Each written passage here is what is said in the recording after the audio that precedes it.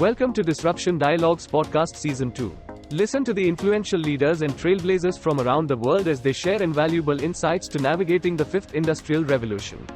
Hello and welcome to another episode of Disruption Dialogues Season 2. I'm your host, Aashish Mehra, Chief Research Officer at MarketsandMarkets. And today I'm in conversations with Sanjay Kaul, President, Asia Pacific and Japan at Cisco, on a sustainable digital future, which is sitting at the intersection of connectivity, 5G, AI, and Industry 4.0. Sanjay, a very warm welcome. Thanks for joining us today. Thank you very much. It's a great pleasure and honor to be with you. Thank you, Sanjay. So Sanjay, why don't we just dive in?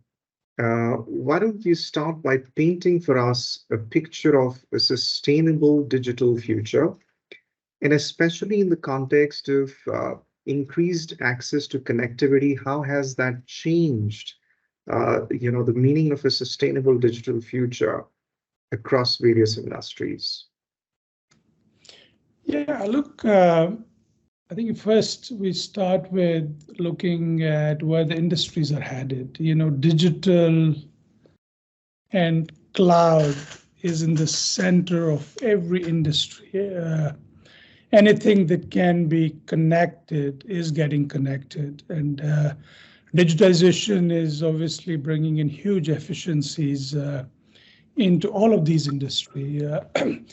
And the telcos and service providers play a fundamental role because they are the foundational digital platform. When we say a particular industry needs to go digital and benefit from digitization, underneath is the core platform that's built either by hyperscalers or telcos. And I think how do we create a sustainable digital future is obviously there's a whole ecosystem that comes together to make that possible, right?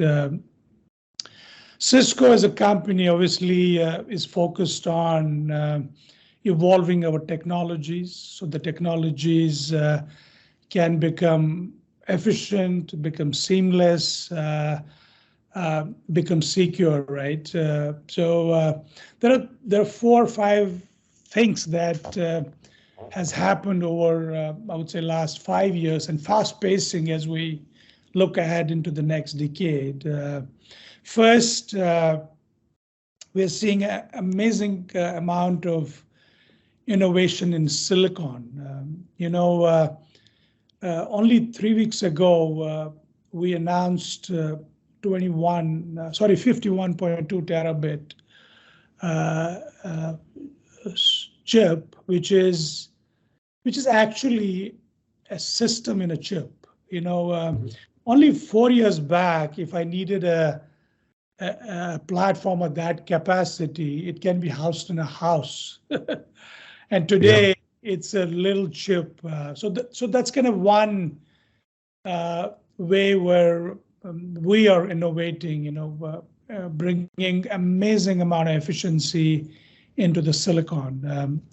The second piece is, of course, software. Software is where all the R&D dollars are going, and software is where the control comes into managing either it in a cloud. The technologies are evolving to become cloud native. And what that does is that brings in amazing amount of efficiency into how do you architect that digital platform. We have technologies like routed optical networks, which is actually solving a huge industry problem, because telcos typically have the IP gear, and then the optical gear, then they have the radio base stations. And if you look at all these are energy guzzlers. And then you go into the data center, you have the racks and racks of switches, and again, burning huge amount of energy. So this technology allows us to basically converge multiple layers in the network and reduce the complexity, make it flat. And as a result, in a traditional, in an Indian context, if you take likes of Bhartis or Geos or BSNLs or Vodafones, we are saying that we can reduce their footprint by half. And the savings on how this solution is built, this digital platform, is to the tune of 50%. So that's kind of what this second kind of innovation does. Third one is in terms of enabling the hybrid work, which is honestly taking miles out, because you can do effectively, in a traditional way. 5 years back, you would have flown me to India and we would have done it in a nice studio. Today, with the technology, we're able to eliminate all that cost and things that are really unsustainable in nature. So I can go on and on. Fourth area is optics. If you looked at only 3 years back, you don't have to go 10 years back, only 3 years back, if you look at optical systems, they came in big racks, which are, again, space guzzler, energy guzzler. Today, we have these in a small pluggable. It's like a clip that you can put behind a router, and they can carry up to 800 gigs of traffic.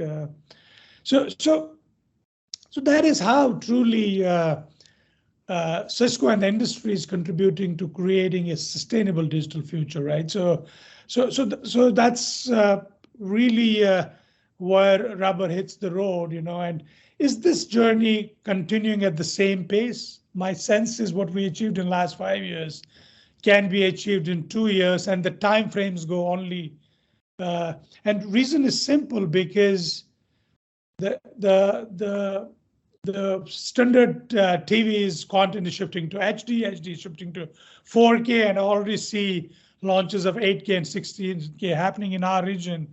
In Japan, they're already moving there. So all of that increases the need for digital bits and bytes, meaning capacity needs will increase tremendously.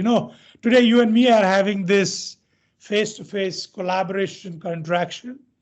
Tomorrow, it could be your avatar, because the technology is already available. It could be your avatar sitting against me, and we will feel like we are in the same room. You could see 3 dimensions of both of us. So I think technology is very critical, and we have to keep innovating. But it is the ecosystem has to come together to sort of really bring that sustainable digital future to every industry. I think I focused a lot on the digital platform, because the digital platform is core to what digitizes industry. So if I give you now examples of a couple of industries where you see the savings and the sustainability aspects coming in life. Hyundai in Korea, using the 5G technologies and the slicing that we put into the factory, created a complete smart factory, and they had net savings of 34% in cost of production. Wow. It's a completely robotic assembly line. There are cameras, there are databases, no humans whatsoever. And the fault rates went tremendously down. I mean, they were almost perfect, 99.99. So I think that's kind of one example how a true digital platform and all the technologies that you talked about, 5G, AI, security, and in future metaverse, come into action to enable those efficiencies, and as a result, create sustainable future, digital future. That's fantastic, Sanjay. Sanjay, I also wanted to touch upon the point of inclusive digital transformation. And you kind of alluded to that in some ways, but if you can share with us some more examples, that would be awesome. I mean, what promise does 5G associated technologies hold for fostering an inclusive digital transformation? And especially in this era of pervasive cloud computing, remote work, which also you alluded to. Would love to hear your thoughts on this. Look, we started an initiative about just before COVID, which was called Internet of Future. Though there has been huge advancement in the technology, there still are over 1 billion people in the world who don't have access to a decent connectivity, right? So if you make technology cheaper, efficient, within the same amount of capital investment, you can take, see what Reliance Jio did in Bharti. That's a very good example of proliferating this goodness to every nook and corner of rural India. And today, I was, what was it, 3 weeks back, I was again talking to Jio. I was in Mumbai campus, and now the rural India consumer is consuming on average 15 gigs of data a month at a price which is unbelievable. I think it's still $3 to $4 of ARPU. And put that in the context. That person in rural village who even for attending a school had to walk 30 miles now can interact with traders in Nasdaq or in Mumbai or in Delhi. And that's how sort of this digital proliferation at a cost levels that they can afford can bring true inclusiveness. We are Cisco, this is a pure CSR activity from us, something we call Net Acads. So we have Net Academies, which are giving these people, they can be sitting anywhere on a nice computer and as an access, even with their mobile phones. We certify them on networking, we certify them on cloud. So meaning you don't even have to leave that village. You can do a lot of stuff staying in that place. I think that's really true examples how we can bring inclusiveness to the masses by leveraging technologies in a best possible way. And making it efficient and cost effective is also key. Another example was we demonstrated actually in last India Mobile Congress, where we put together a medical center in a van together with Apollo and Airtel. It was a joint venture between three of us, Cisco, Airtel, and Apollo Hospital. And we actually demonstrated a short surgery. It was not chronic, but these days you can do that as well. In a very remote area in Orissa where they even don't have proper roads.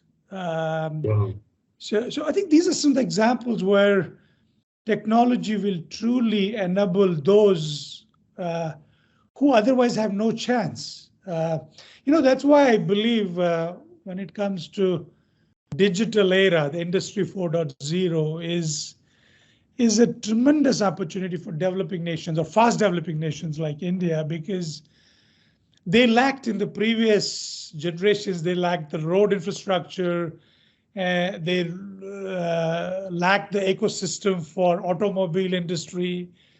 Today, they're building now the semiconductor. We still lack a little bit of an ecosystem for that, but digitization will bridge all those gaps and bring that inclusiveness to every citizen of the country. And I think this is true for every nation outside India as well. Sometimes we wonder the developed countries like United States or Japan, for that matter, which is in our region where I operate, I can tell you they're falling behind on digitization. India is a shining example today. Indonesia is a shining example today. And it is only possible by making digitization and making it, having it the power to make it inclusive. Absolutely. Lovely. Thank you so much for that. So let's switch tracks a bit, Sanjay. I want to come and talk a bit more about the networking industry.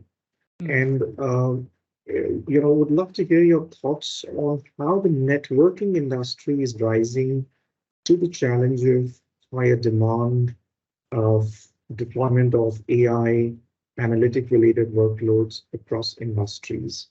What are some of the obstacles the networking leaders have been facing, and how have you been solving for those problems? What kind of solutions are you bringing to solve those problems? That's a great question, honestly. I think something that we are grappling with. This is a challenge we are right now dealing with, because as the world goes cloud, as the digitization proliferates all the way to ruler, you have action is where the data happens. And now getting that data, analyzing it, ensuring we're enabling this with security. All these new technologies like AI and metaverse and all that, they are increasing the landscape of vulnerability by 100-fold, no, 1,000-fold. Yeah. Because in old days, if you put firewalls into your data center or into your core network house, you're more or less secure, threats will not. But today, anything that you're connecting becomes that breaking point in the chain. So for networking is not just networking, it has become now secure networking. In fact, as I look ahead of 5 years from today, security TAM, security opportunity is becoming bigger than the enterprise networking opportunity. So you cannot talk about networking standalone anymore. It is, you have to connect security, cloud, networking all into one campus, and it has become truly a platform story for us. And the companies who have built flagship, with selling that technology, I mean, we have had gone through tremendous transformation last 6 years to be in a position to now weave what I'm telling you into real platforms of products, because that's what is needed. Yeah. So networking is evolving. It's evolving fast. Nothing will work without that core digital platform at the bottom, and networking enables that. But networking is not standalone. It has many facets that are coming along with networking in a platform concept. Security being one, automation, AI, analytics, full stack observability, all in combination, making this platform one robust, service agile, and secure. And would you want to talk a bit more about what does the future of networking look like? As you look out maybe 5-10 years down the line, with whatever disruptions and rising workloads that we're seeing, what would that future look like?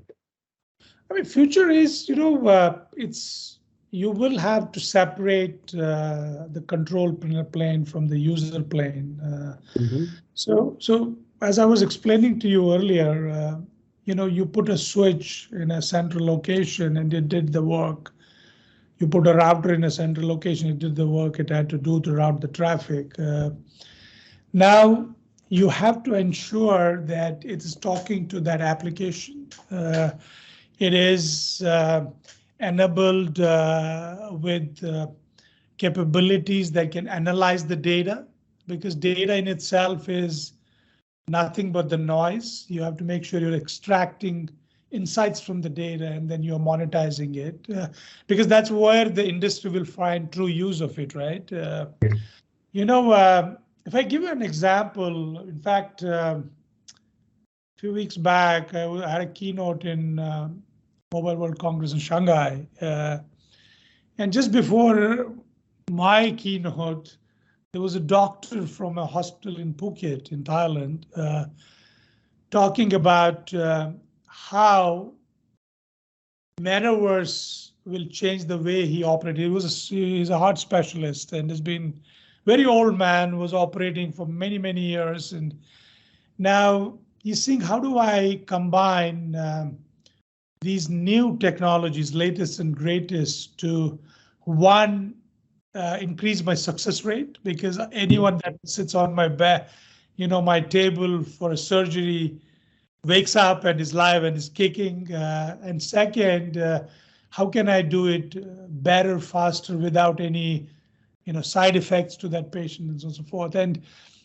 And that's fantastic, because that's the end use case of this technology. At the core, you have to make, you have to connect that particular bed or that particular equipment with everything that it's needed, So and for that, you need to have a network that's robust, that scales up, that gives you latency. We're talking about ultra low latency. If this is a robotic surgery and it's remote. Yeah, absolutely. So I think those are the challenges, and I can tell you, reasons Cisco decided to bring our own silicon. We were always behind the curve. So on two fronts, we were always behind the curve, because we introduced a new silicon, wherever it came from, into our platform. By the time platform hits the ground, needs, look at India. We were very happy with 1 meg user. Today, you guys are at 26 gigs user. Yeah. We always fall behind the needs of the bandwidth, right? So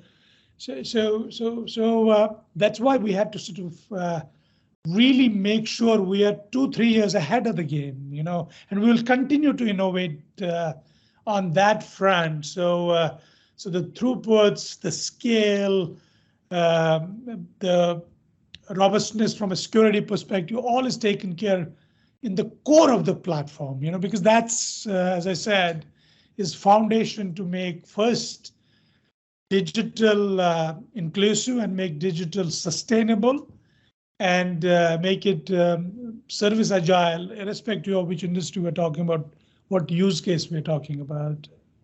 Right. Great. Sanjay, let's talk a bit about cloud native 5G, right? I think you have been, of course, one of the leaders in that particular space. Talk us through what's your view of the future trajectory of cloud native 5G, and what are potential applications and use cases that you see across different end-use industries? Look, 5G as a technology, the way I have gone through all of 2G, 3G, 4G, 5G, and I think we're already talking about 6G. Yeah. So what 5G brought different to the table was actually three things. First, that it created a phenomenal excuse to rewire how we had built the networks. Mm-hmm. As I told you earlier, networks have become so complex. They have so much footprint out there because they were built in layers. I started 2G. It's all the 2G boxes that will make it work end to end. Then we got 3G in. Now 3G came with data side of it. So then we needed to add elements into the network, both in operating the network, but also in OSS and the BSS. And then we got in 4G, and new items were introduced, GGSNs, SGSNs, and now the 5G. Truly, from a technology perspective, it's higher throughput, higher speed, low latency. But what it did is it created an impetus for telcos or service providers to rewire their network so they make it flat, simple, intelligent. Because so the second thing is the attributes like low latency enables you to do things which you were not able to do with 4G technology. Which is some examples I gave you, treating a patient remotely and a surgery which is very critical in nature, because 1/10 of a millisecond error can be very fatal. Yeah. Another example I gave you was about manufacturing, automating manufacturing completely. Absolutely. Imagine if you are rolling out these circuit boards and there's a 10 millisecond delta where instead of putting a chip, to the left, you put it to the right, you can throw that whole board out. So low latency enables that there is throughput guaranteed when that action is taking place, right? So that's second. And third, of course, 5G came in with a lot of security aspects, because as you're proliferating these so-called broadband networks, 4G, 5G, 6G in future, the data is getting, and you're proliferating them into the geographies of the countries, more and more data is getting produced at the end of the at the edge of the network, right? Now we have moved beyond connecting people. Now we're connecting everything that can get connected.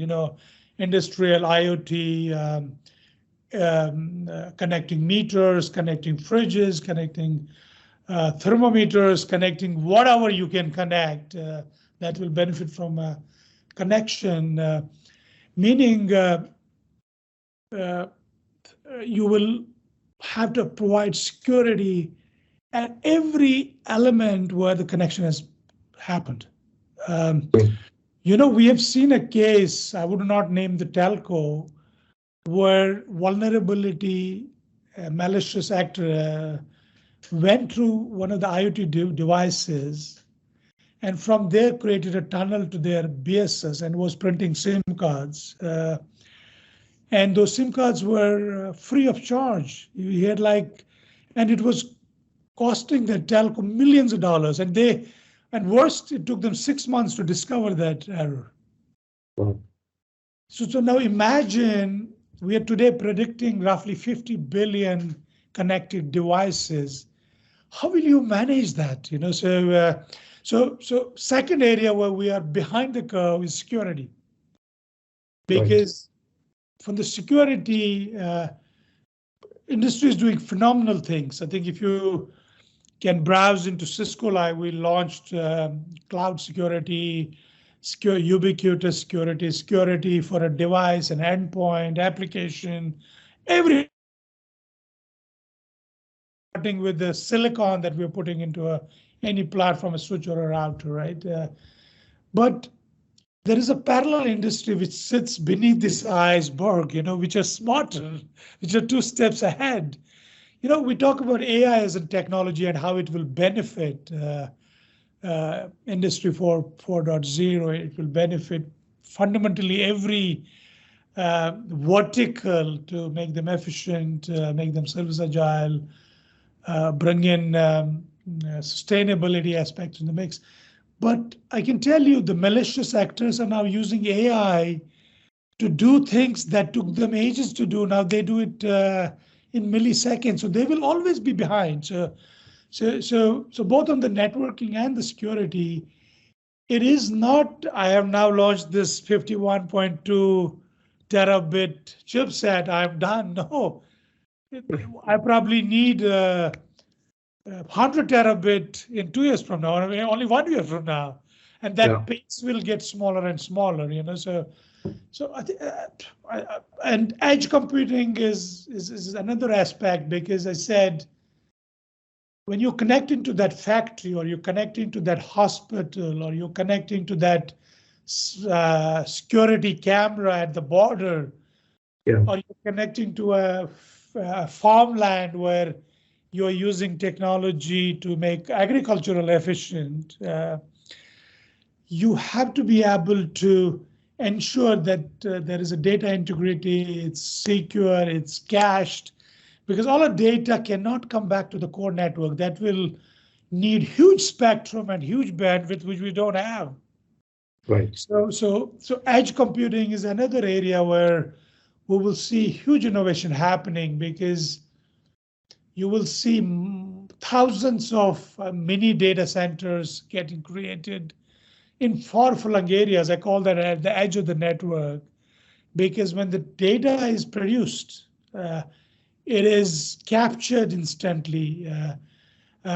It's captured instantly to offer instant gratification and monetization, because if you do not do that, data is a perishable. Every millisecond you delay to treat the data, it loses value. I'll give you an example.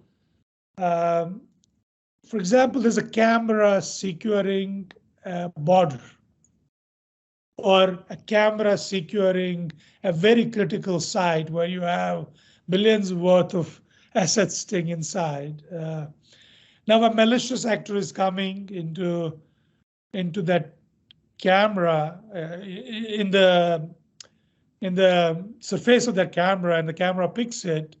Imagine that data gets to the security agency or the control center 2 minutes late. Yeah. So that data is useless. Yeah. So you can apply that to every use case across industry.